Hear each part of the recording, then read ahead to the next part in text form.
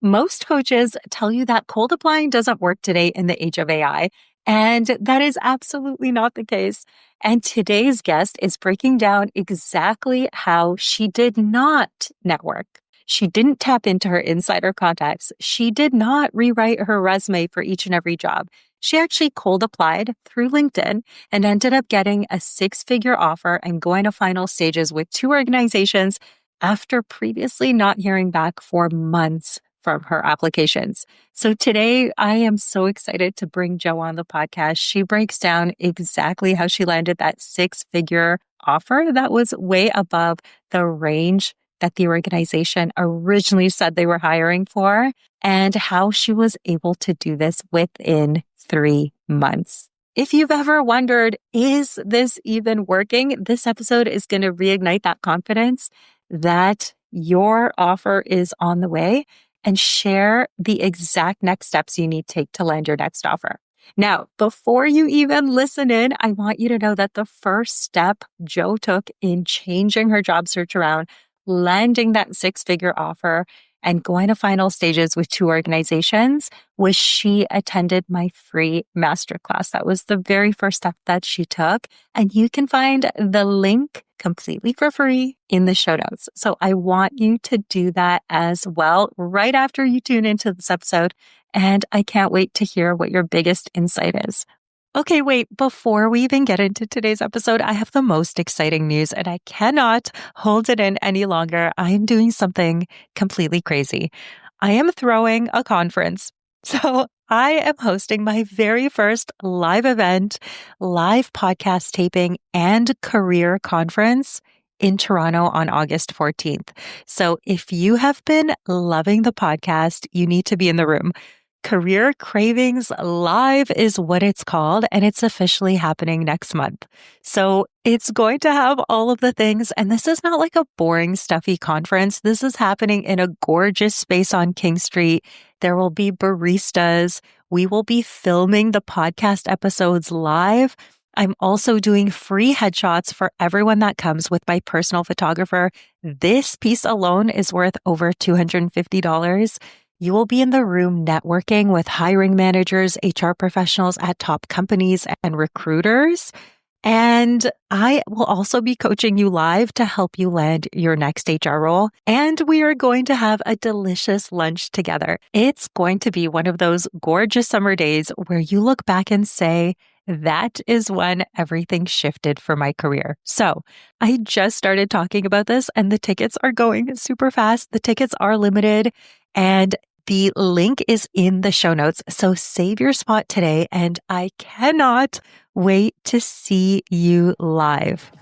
Hey, it's Irina Pozan, and welcome back to the Career Cravings podcast. This podcast has a simple mission. It's to help ambitious professionals like you build the career and life that you've been craving. Over the past 15 years, I've worked as an HR leader, designed hiring systems, led recruitment teams, and I've sat on the other side of the hiring table. I've seen what works in today's job market, what doesn't, and what separates those good candidates from the ones that actually land their dream roles. Now I'm bringing everything I've learned straight to you. Each episode is packed with actionable insights and tools to help you land your dream role sooner. Now let's dive in. Hi, Jo, and welcome. I am so excited to have you on the podcast today and share your story because it is super inspiring. You had lots of ups and downs, which I can't wait to get into and share the reality of what it's like to search for a job in 2025.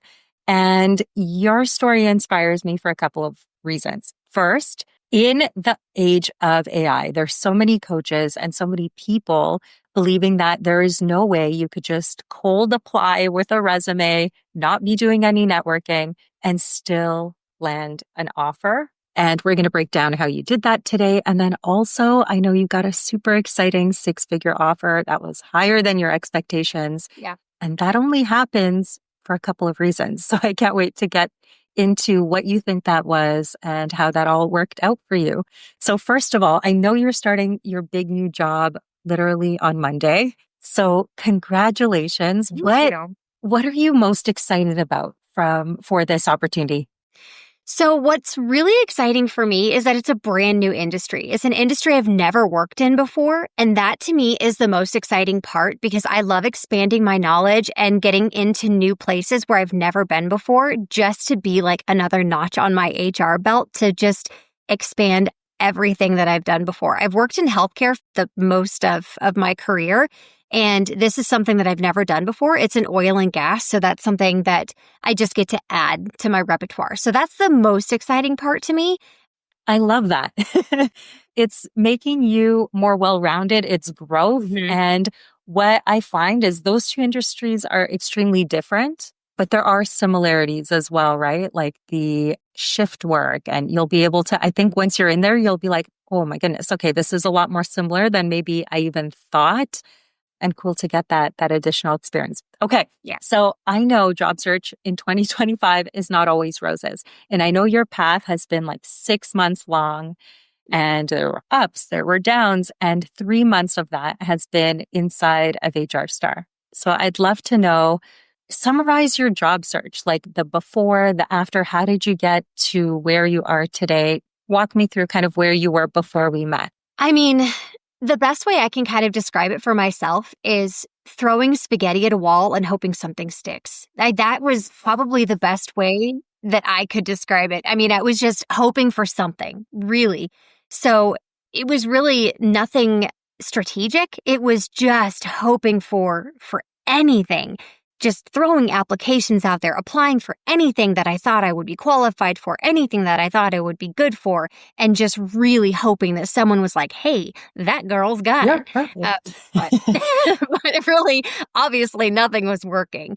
So I have been following you for probably 2 years, a year and a half to 2 years. And I was like, she knows HR. She knows what she's doing. She knows how to get my resume out to HR specific companies or, people who know HR specifically. So that's really why I pulled the trigger and I was like, I'm going to do it. I'm going to sign up for it because there's something that I'm missing. There's a component that I need to do, that I need to add because I'm clearly not putting an ingredient in my spaghetti to get it to stick to the wall. Like the starch is missing. It's not sticking to the wall. So I needed that HR starch to stick to the wall. And that's why I went with the HR Star because I needed that HR starch to stick to the wall. I am obsessed with that analogy. First of all, it rhymes. I've never heard that before and it makes so much sense. So looking back now, hindsight, you have your offer, you're starting your job. What was the missing ingredient for you when you look back? Like what's been the biggest shift for you? I wish I could even pinpoint it because I don't know what that starch was. And I'm going to stick with my analogy because for some reason, my brain and analogies just work together. So I don't really know what the missing starch was.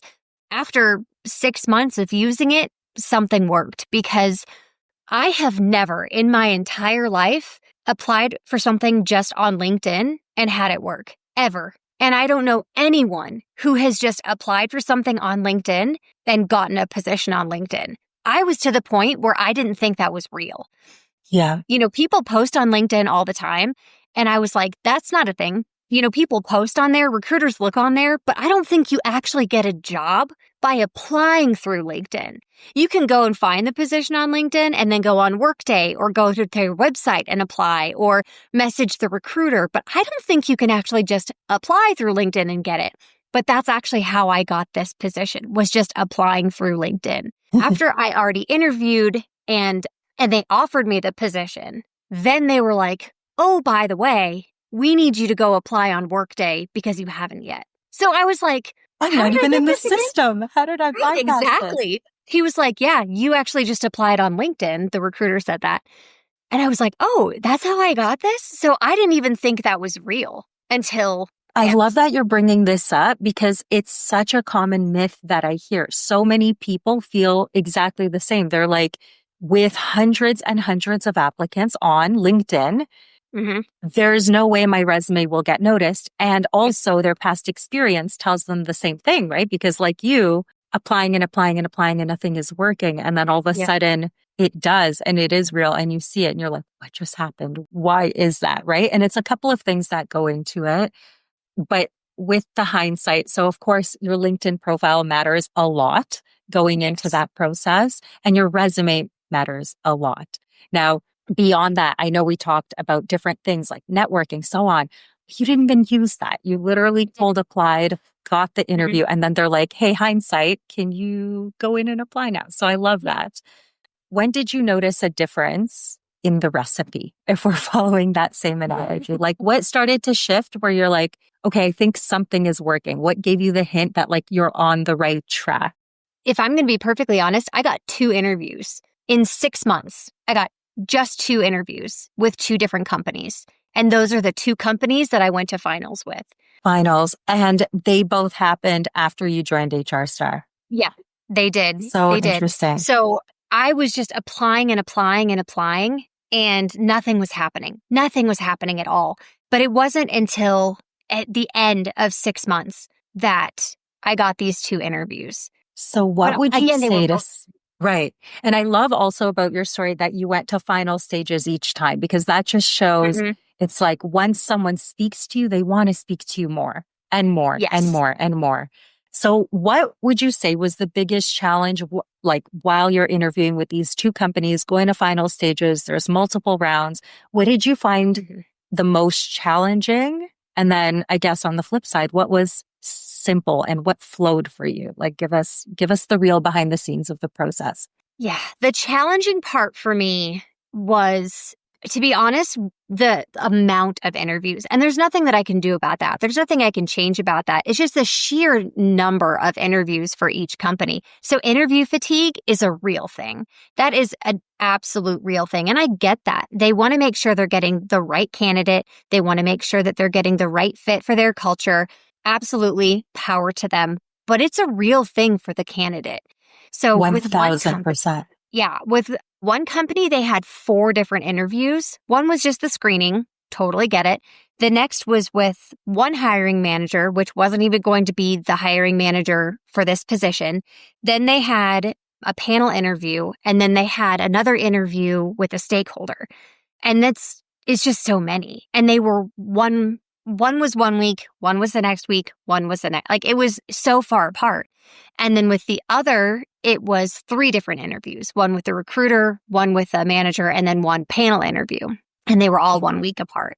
So it was, again, just so spread out and so many interviews. 7 interviews is exhausting because each time that takes mental capacity. You're preparing each time. You're thinking all these things through. You're trying to research. You're trying to understand who you're speaking to. So interview fatigue is a real thing. And that's why taking care of yourself and the mental health aspect and the gratitude aspect that we also talk about here on the podcast is so important. What worked well for you in order to not burn out, to keep hopeful, and then ultimately you ended up in a great place. So what worked for you when you had all of these 7 interviews happening in and around the same time? I had to take a break before and after each interview. I took just a few minutes beforehand to just make sure I had all of my questions ready, to make sure with one of the interviews, they sent me the job description so I knew what I was preparing for. And I did take the time to look over that to make sure I was mentally prepared. And then afterwards, I did take the time to just take a second and breathe through it, because it was very mentally exhausting. So it is really important for me, or it was really important for me, to just make sure that I took the time. And then once it was done, it was done. There was nothing I could do to change it. Overanalyzing it, going through and making, all these mental adjustments to what if I said this? What if I did that? That's not going to help. It's not going to change anything. Once you're done, you're done. And you need to let it go. If you've asked your questions, you've asked the follow-up of when can I expect an answer, or what's your timeline? Any of those questions have already been asked. If you forgot to ask them, then you forgot to ask them. And there's nothing you can do to change that. And so you have to let it go. I had to let it go. I'm an overthinker and an anxious person by nature, so I had to let it go. I was just going to say, me too. Like, I remember countless nights after the interview trying to go to sleep, trying to put it behind me, because I was like, I know it's over. I did my best. That's all I could do. But still the thoughts keep coming. Oh, did I really say that? Well, why didn't I tell them about this? But it's like it's done. What is the point of you staying up thinking about things that you can't go back and change at this point, right? So I love that you like had that box mentally where you're like, okay, interview's off, I'm decompressing, and then I'm moving on to the next thing, because you're right, you can't control it. After the fact, it's done. It's the past, right? And of course, you can write a nice thank you note and follow up and so on. Yep. But what's done is done. What's done is done, right? You've left your impression. Obviously, your impression went well since you went to final stages with both. What else worked for you in taking care of yourself during that time? Well, luckily for me, I was able to have quit my previous job. So I didn't have to like go back to work and focus on that. I was able to really just relax at home or read a book or hang out with my kids or my dogs. So that worked for me, getting to wrap myself up in a good romantic fantasy book or go outside with my dogs or something like that. So self-care is always very important to me. I'm a huge proponent of taking care of your mental health and making sure that that comes first, because that's something that you can't see. You have to always make sure that you're checking in with yourself. So I made sure to put that first. So I read a lot of books lately. I love that. And a lot of people see job search as like a full-time job and feel a lot of guilt. Yeah. Even like you said, you didn't have another job, which is amazing. It's like, so that gave you more time and flexibility, but that often makes the job search harder, right? Sure. Sometimes that can be looked at as a red flag by some employers, and being able to explain that is more challenging sometimes. But there's also the guilt of like, should I be doing more? Should I be applying more? Should I be XYZ? Should I be networking, right? Did you ever feel that? Or you were like, okay, I have a routine. This is when I interview. This is when I apply. And then I'm enjoying the time with my kids, with my book, whatever it is. Oh, I am a guilty person too. I mean, there's the anxiety, there's the overthinking, and then there's the guilt. It's the trifecta. Yes, obviously there's always the guilt. There's the, I'm sorry, I'm not working right now. I should be doing more. So yes, there's always the guilt of I need to be applying more. But since I was going through these final interviews, I did kind of have that to fall back on. So there wasn't tons of guilt, but it's always there. It is. So it's like a little bit of confidence, like, yeah. Okay, there are two in play. It's likely, because at that stage, I always think of it as 50-50. That's kind of the metric I look for, right? If you're in final stages, they likely have one other candidate. Sometimes they'll have two other candidates. So your chances are pretty good at that stage, right? If they've spent all of those hours meeting you time and time again, it's very serious at that stage. So I love that you had that confidence to be like, okay, things are progressing. I can kind of slow down and take care of myself, which is the most important thing. Because, if you hadn't done that, it would be hard to show up as your best self as well, right? And make that impression that you want to in the interviews. So I love that. Okay, so tell us about the good part. What was the good part? How did you know, you got an offer? Like, walk us through what that looked like. So yeah, the offer, I'm terrible with offers. I mean, it's the great part, right? Hey, we'd like to hire you. We want you to come join our team. We think you'd be a great fit. And the anxiety comes in, and the insecurities come in, like, oh, are you sure? Like, you really want me? So they did, the company that I did accept, they sent me an offer, and this sent me spiraling because I was still interviewing with the other company, and I loved the other company. I thought it was a great company, but I was still going through all the 174,312 interviews. So I wasn't quite ready to accept the offer from them yet, because I wanted to see what else was out there. So what I told them was maybe a stretch, and I told them that I had another offer on the table and that I needed a few days to think about it. They said, okay, well, we understand. How long do you need to think about it? And I gave them till Monday. This was like a Wednesday. And I said Monday would be great. And they said, okay, cool. So I let the other company know that I did have an offer on the table. And they said, okay, thanks for letting us know. We will hopefully have an answer for you on if you're still moving forward by Monday. So both answers were coming in by Monday. Then fast forward Friday. So this was like 2 days later. I got a call from the company that gave me the offer. And they said, hey, we really want you to come work for us. We think you'd be a great fit. We don't want to lose you. What is the number that you've already been offered by the other company. I was like, this is what it is. I got a call from her maybe 3 hours later, and she said, we can meet that offer. Granted, this was $10,000 over what the original offer was, $5,000 over their posted range. We can't meet like the benefits. We can't meet the PTO because that's just not our policy. And I was like, totally understood. Not a problem. And then on Monday, when I had to give my response, I did hear that I was not moving on in the other company. So I was able to let the company with the offer know that I accepted. So I did accept the offer above the posted range and a little bit over what they had originally offered. So there's that. Everything happens for a reason. Yes. And I love that so much. And the confidence that comes from being in final stages with two companies really allows you to negotiate higher offers because they were scared to lose you, right? They were like, ooh, okay, this is someone who, whether you're in final stages or you have another offer, like this is someone who has options and you become even more desirable, right? Yeah. When you've got, it's like with anything, if we're using analogies, we won't use spaghetti this time, but it's like dating, right? It's like the more desirable someone is and you see like others like on the playground noticing them, it's like, okay, then this is someone more desirable, right? And it works the same way. What do you think, because you didn't have that industry experience, like what do you think really clicked in that interview where they were willing to go above and beyond, give you a higher offer, call you back without you even asking to give you more money? What do you think that was? Because you're there, you know what really clicked. Like, what are some of the things you think really stood out to this organization about you? So when I was there for my panel interview, I was there on site and I met just a random group of leaders.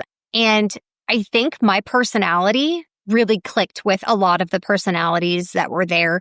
I try really hard to bring my genuine personality when I go to in-person interviews because I think it's really important that they know who they're getting. I am a little quirky. I am very down to earth. Fun fact, I love dinosaurs, so I tend to bring that fun fact about myself when I go to in-person interviews. And when I was there, one of their leaders and I actually started talking about dinosaurs. So just that little bit, I really connected with some of their leaders. So that in and of itself just showed that I can really connect on a personal level with a lot of people. When I was going to leave the building that day, the person that will be my boss, she was like, I think you did really great. I think you really nailed it.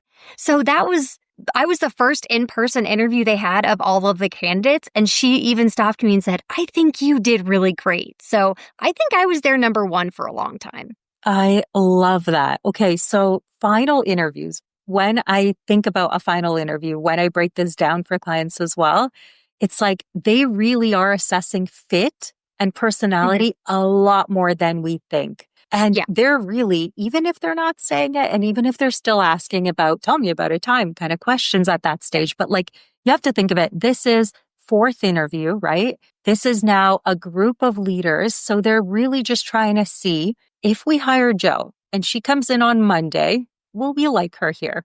Right? Like, will we enjoy doing business with her? Will it be enjoyable to speak? Right? So it's like these little things we often are thinking about all of the perfect stories we need to tell, but the more we can be comfortable, relaxed in ourselves, the better that interview goes because people can tell whether you're being genuine in that moment or not.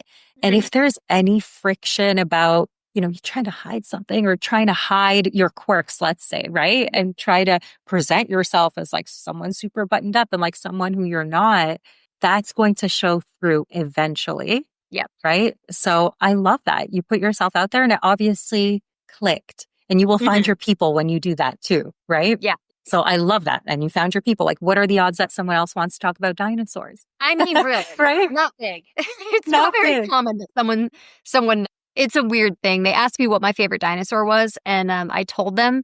And someone else was like, which dinosaur is that? And the other person explained it. And I was like, how do you know that? People. Yeah.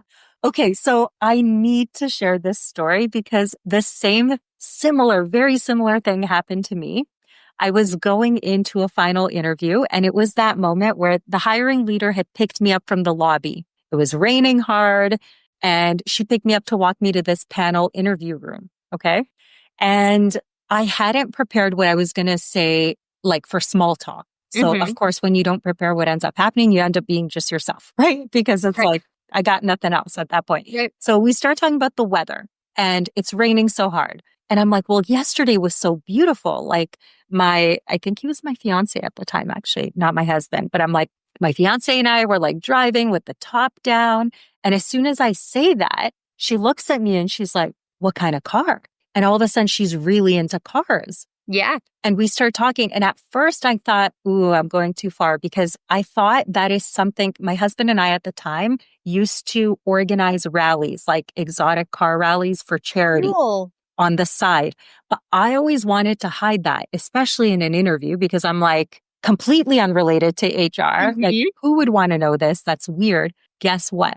So I did open that up. Later, I regretted it, by the way, because I'm like, I don't know, like if I'm going to get hired because of that and so on. They're going to make assumptions. And she ended up doing a rally just before, like that same summer on a motorcycle. That's so So cool. she was like in that same scene. I had no idea, but that little thing that I probably would have told myself not to share, accidentally shared. And then it was the thing that really connected us. And I could see how interested she was in that. And it's like, what are the odds? Just like the dinosaur thing. What are the odds? Right? So I love that so much. Okay, such a great takeaway for people. So if you take nothing else away, it's like, A, you can cold apply and land jobs. Okay. Yep. And that is still happening today. 2, just be yourself. I know it sounds so simple, but it's actually extremely complicated to do when you're nervous in an interview, right? We try to portray what we believe they want, and often it ends up backfiring. So I love you sharing that so much and being honest about that. Last question for you. If you were to give listeners, so you know the listeners of this podcast are interested in job search, they're looking for their next opportunities as well. If you were to give them one piece of advice as someone who's recently landed this offer, what would it be? It's going to sound kind of corny, but it's like dating. When you think it's not going to happen, it's probably going to happen. So just keep doing it. And it might take longer than you think it's going to. And even when you don't get that job that you really, really want to get, that wasn't your job. That was someone else's job. Your job is coming. So don't get disheartened when you don't get the job that you want to get, because that wasn't your job. That was someone else's job. Your job is still coming. So love that. Don't get disheartened when you're not getting the job that you want, because that wasn't yours. And just when you think it's not going to happen, that's when it's going to happen. I love that. You know, the interesting thing about that advice, it doesn't sound corny. It's the 100% true, but it's hard to see in the moment. Oh my gosh. Right? When you get the rejection for the job you wanted, just like dating, that heartbreak happens. Yeah. And you're like, no, that was really my job. Like, I really wanted that. And I think I should have had that. And until you get the right one, it's really hard to know. Yep. And to be able to let it go until the right one comes. So I love that inspirational thought to end on. Jo, thank you so much for sharing your journey, the ups, the downs, the real behind the scenes. I know it's going to inspire so many people. So thank you. Thank you so much for coming on the podcast. And I can't wait to hear where your career takes you, what you learn in a new industry as well, in oil and gas. And I love that so much. Good luck on your first day. I'll keep you posted. Amazing, amazing. Hey, before you go, if you've enjoyed listening to today's show, I would love your support. Please take a moment to leave a review anywhere where you listen to podcasts. And here's the exciting part. I'm running a special contest and giving away a one-on-one session with yours truly. All you have to do is leave a review, take a screenshot, and send it to me in my DMs. All of my contact info is in the show notes. I appreciate you so much, and I cannot wait to build the career and life that you've been craving together. See you next week.